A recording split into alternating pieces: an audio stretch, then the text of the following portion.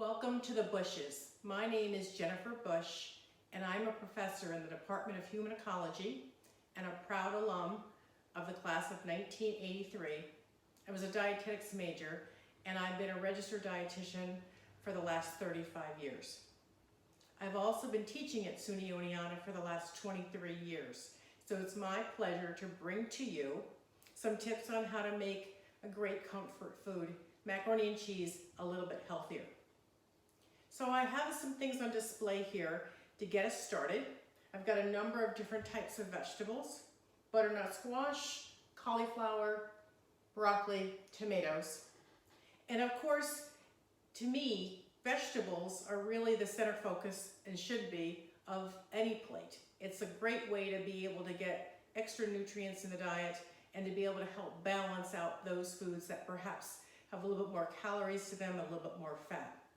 I also have a number of things that I want to share with you that are my favorites in terms of things that I like to use when I cook. It's always important to have a really great knife, so I have a number of those, and my husband's wonderful about keeping those sharp for me. I really enjoy this Ninja mini food processor. It's a great way to be able to rice the cauliflower, and I'll be showing you that this evening. I also have a number of other tools: colander, measuring utensils. A great way to be able to steam vegetables is to use a steamer basket inside a pot.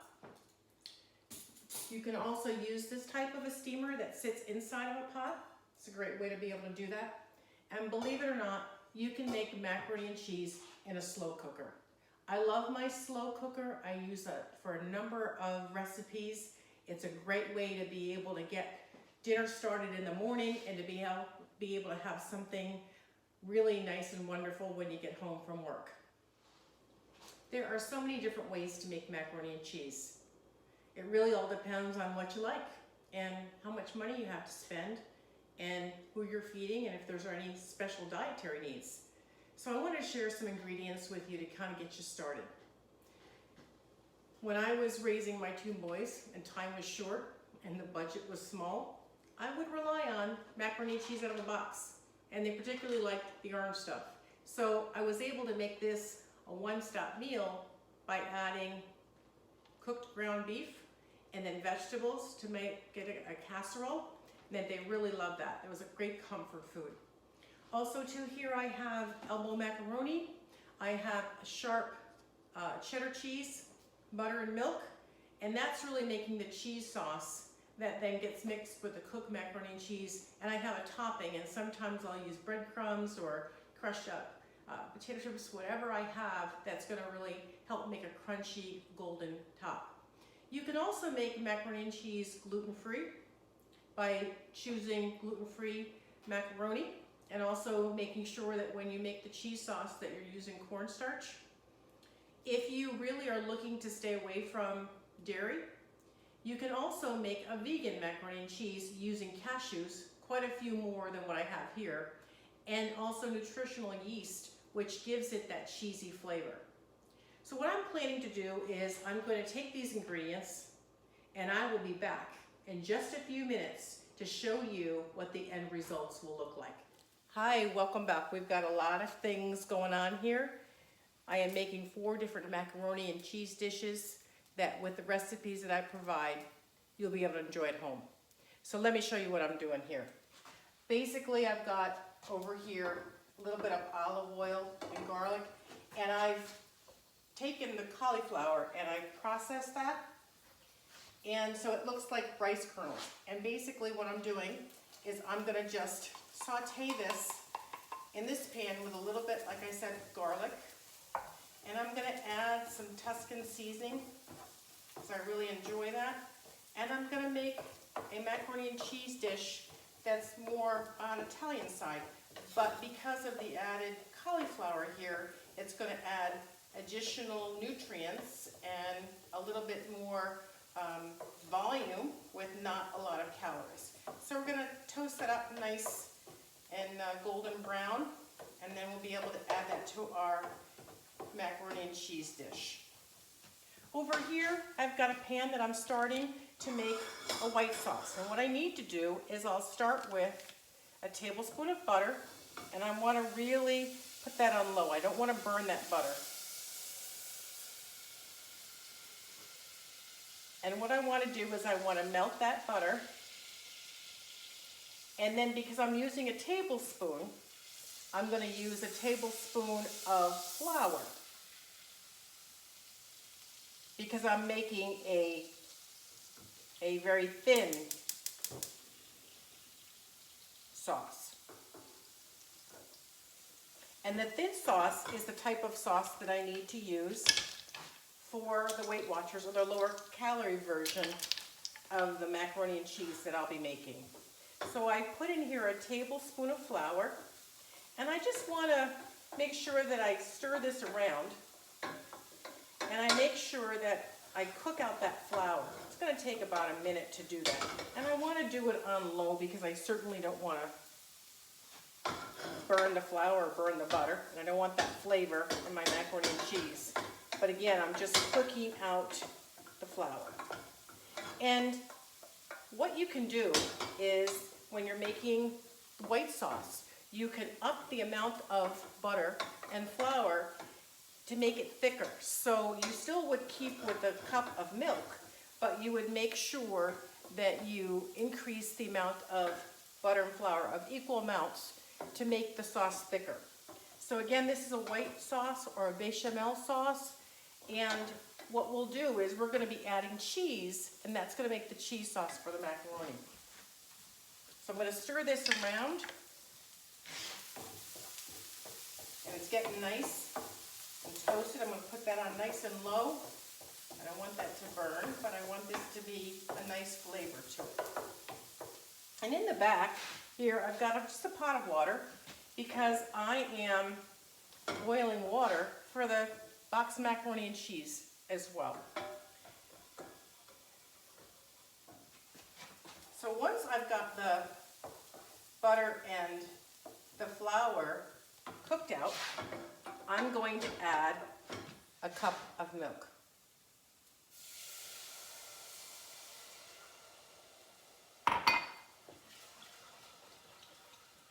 And I'm going to stir that, and it will, over time here, really get to be velvety smooth and of a thicker consistency.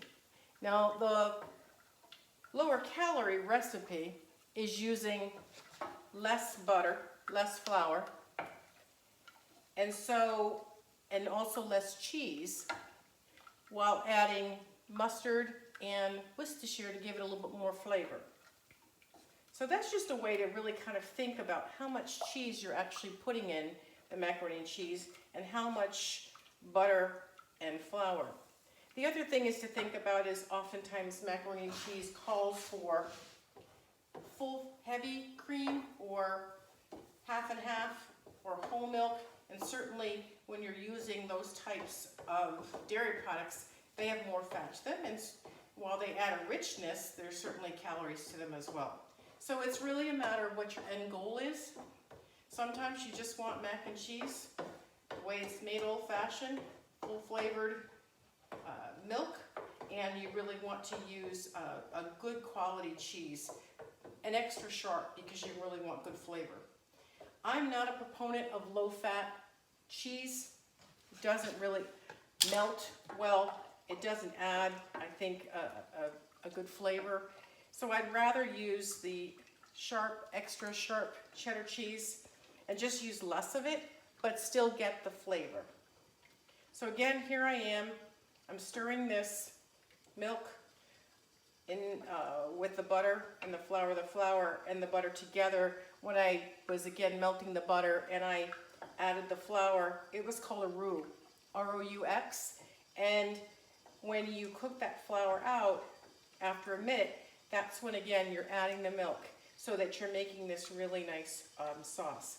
I also failed to mention that I added a little bit of salt and then of course some nice ground pepper to this sauce, and it really just adds a very nice flavor.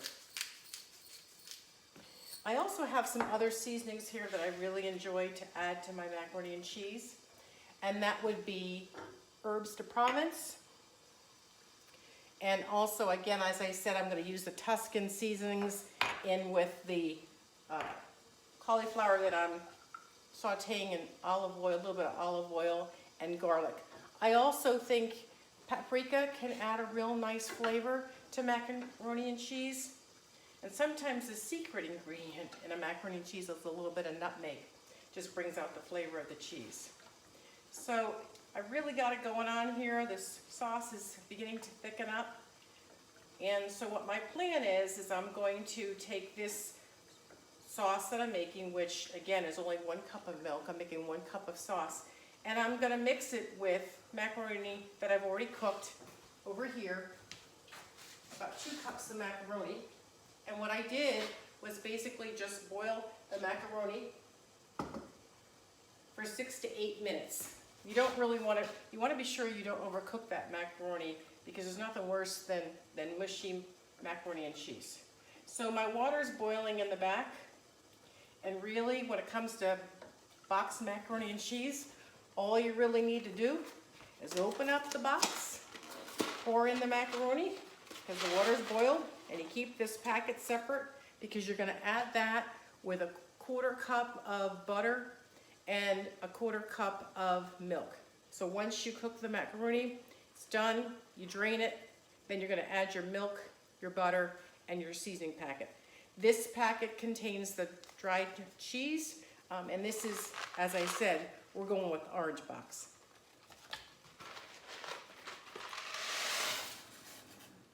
According to the box directions, you only need to boil this macaroni for just 6 minutes.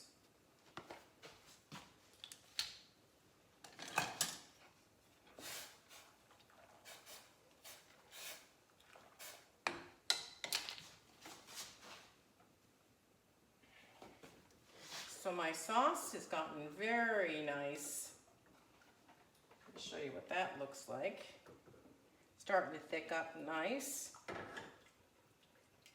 Again, remember that this is a thin white sauce because of the recipe for the lower calorie version of the macaroni and cheese. When I make the next version, which is the fuller calorie version, I'm going to use vegetables to offset some of the calories instead of changing up the actual macaroni and cheese recipe. So I'm going to make the white sauce with 3 tablespoons of butter and 3 tablespoons of flour to 1 cup of milk, and that will make a medium consistency bechamel or white sauce. And then I'll add a handful of the extra sharp white cheddar cheese that I've shredded, and I'll show you that. Again, I really stress the importance of using full flavored, extra sharp cheddar cheese to make macaroni and cheese really taste wonderful. Okay, I think we're just about there, and give it another minute or so, and then once that sauce comes together, I am going to add some cheese and make that a cheese sauce, because macaroni and cheese is nothing more than cheese sauce over macaroni baked in the oven to finish it off with a little bit of topping. The vegetables that I've also prepared for you, I've steamed broccoli. I've also boiled some butternut squash that I can add into the macaroni and cheese in cubes, or I can add into the cheese sauce and let it melt in and make it even creamier, because butternut squash has a nice creamy texture to it when you cook it, nice and soft. And then I also have some tomatoes here that I'm going to grill up. I have this wonderful stove top that includes a grill, and I use it more times than I ever thought I was going to.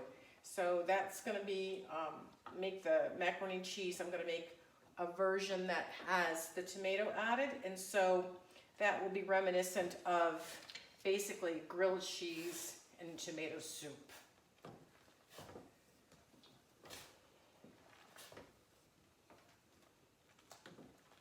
The macaroni is coming along very nicely. We just have another minute or two on that. And This white sauce is of the perfect consistency for a thin white sauce, and I'm going to add, the recipe calls for just a 1/4 cup of the cheese. So that's not very much. I have 1 cup measure here, so that's only a 1/4 of that. So basically just a little handful.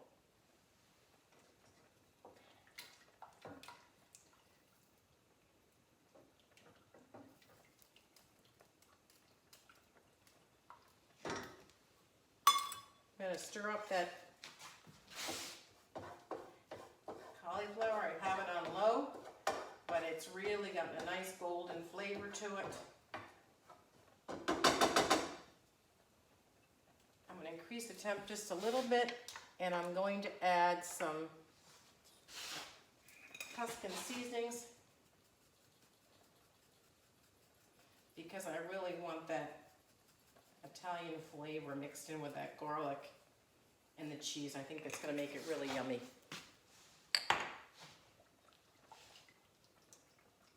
So the cheese is really melted in this white sauce. We're going to just, again, let it melt completely so that it's nice and smooth.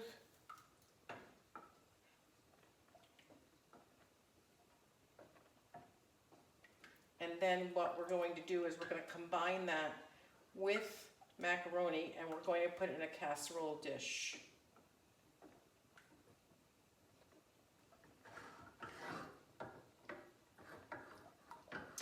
Okay, I'm going to take a break here for a minute, put some things together, and the next time that you and I visit, we're going to be able to see the end results. Finally, what we've all been waiting for, the dishes to be finished.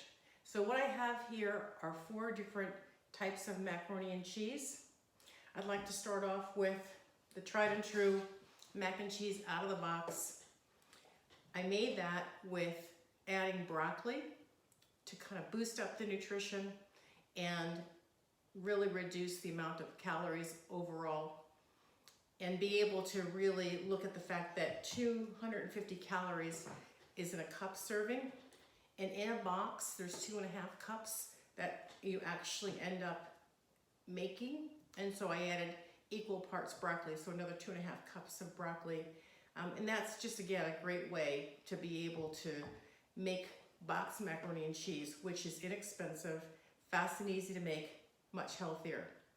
I've also made this box macaroni and cheese with ground hamburger, about 1/2 pound ground up. Mix that with the macaroni and cheese after you've prepared the macaroni and cheese. Kind of makes like a cheeseburger taste and flavor, and then you can serve the broccoli on the side if you like. So again, it really matters whether you like things mixed in or separated. The next dish here is the macaroni and cheese. That's the Weight Watchers recipe, but I went Tuscan on this recipe in the sense that I grilled these tomatoes, put a little Italian seasonings on them, and then this macaroni and cheese is made with a thin white sauce, and the cheese is added after the fact. So the idea is that the cheese flavor really comes through and it adds that creaminess after the fact. The third dish here is macaroni and cheese, believe it or not, made with butternut squash. So still the white sauce, but it was a medium white sauce, so a little bit thicker, more butter, more flour. And then I added about 2 cups of pureed butternut squash to give it that golden flavor, creaminess, without adding a lot of extra cheese and a lot of extra fat. So I'm super excited about trying that, especially given the fall season. Finally, our go-to, the old-fashioned macaroni and cheese, your ideal comfort food. And this is again made with a medium white sauce with 1/2 cup of cheese added, and then a little bit of cheese sprinkled on the top and some breadcrumb. This was baked off in the oven to give it a nice coating on the top. And I would encourage you, if you're really looking to make a traditional macaroni and cheese and you really want to try to reduce the calories and not overdo it on the portion size, I would encourage you to add vegetables to it. I have here the cauliflower that I sauteed, I riced Remember, in the food processor, I sauteed that with some garlic and some olive oil. And so this is a cup of the cauliflower. And I would encourage a cup portion of the macaroni and cheese, cup portion of the cauliflower equals a 2-cup portion. And you've already reduced the calories nearly in half because the cauliflower doesn't add much calories. With a little bit of olive oil, probably comes to more like 40 calories or so instead of the traditional 250 calories or 300 calories for this traditional cup of homemade macaroni and cheese. Butternut squash is a great addition as well. But there are so many different kinds of vegetables that you could choose. You could certainly choose to roast a pan of mixed vegetables, root vegetables, whatever it may be, whatever suits you. But the most important thing is that your plate really ought to be half vegetables, a quarter starch, and a quarter meat or protein. And quite frankly, we really are encouraging you to think about even eating less meat. So the more that you can reduce your meat portions and look for meatless meals, alternatives, beans and rice, that sort of thing, the better off that you would be in terms of your overall health. So think about really reaching for those vegetables and making those the main center of your plate. The other tip that I have when you're making macaroni and cheese is often when you go to reheat it, it dries out. And so making extra sauce, and in this case I made extra butternut squash sauce. I really found that it tasted really wonderful, nice and creamy, and so that would be a great addition to any one of these macaroni and cheese just to make sure that it doesn't dry out. So let's give it a whirl and give it a taste, and I'll let you know what I think. I sure would love to hear what you have to say. So let me try the traditional macaroni and cheese. What I can see here is that it's very creamy. Made with extra sharp cheddar cheese. It's got a really wonderful flavor, great texture, nice and creamy. I'm anxious to try this butternut squash macaroni and cheese. Look how creamy that is. And the color, kind of more along the lines of a traditional yellow macaroni and cheese, using more yellow cheese.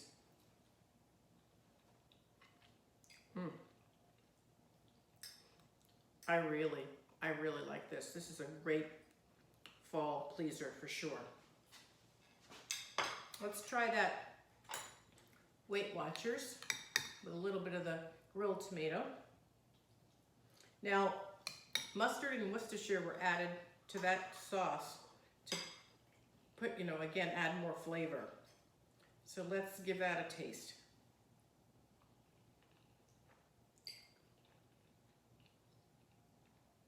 I think the cheese outside of the sauce really does let you taste that cheesy flavor. It definitely is creamy. It's not as creamy as the original, of course, but I would say it easily passes for a good alternative, and with half the amount of cheese and fat, this is a really good choice. The boxed macaroni and cheese, I've certainly had my share of boxed macaroni and cheese in my time, and while it certainly is a choice, it's not mine, so I'm going to skip the boxed macaroni and cheese. But as I said, it's typically a kid's favorite and a fast go-to, and with the broccoli, I definitely think that's a great way to make it even more nutritious. Thank you to SUNY Oneonta's Alumni Association for inviting me to participate in Healthy in a Hurry series. I really appreciate the opportunity to share my expertise as a registered dietitian and provide you with strategies to eat healthier in the comfort of your own home. So I hope that, like me, you enjoy macaroni and cheese and will really benefit from the information that I provide for you this evening. Thank you.